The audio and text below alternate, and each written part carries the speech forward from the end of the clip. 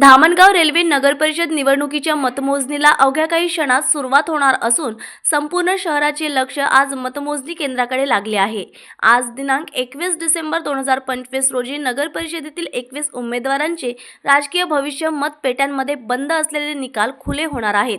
Dhamangaon railway नगरपरिषद निवडणुकीच्या मतमोजणीसाठी प्रशासनाने सर्व तयारी पूर्ण केली असता मतमोजणी केंद्रावर कडेकोट पोलीस बंदोबस्त ठेवण्यात आला असून शांतता व सुव्यवस्था राखण्यासाठी विशेष दक्षता घेण्यात आली आहे। पहिल्या फेरीत प्रभाग क्रमांक 1, 2 आणि 3 येथील मतमोजणी करण्यात येणार आहे।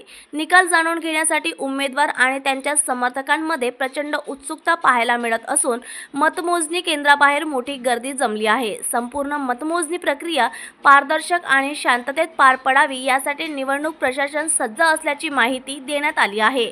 न्यूज एक्सप्रेस करिता सचिन करडे, अमरावती।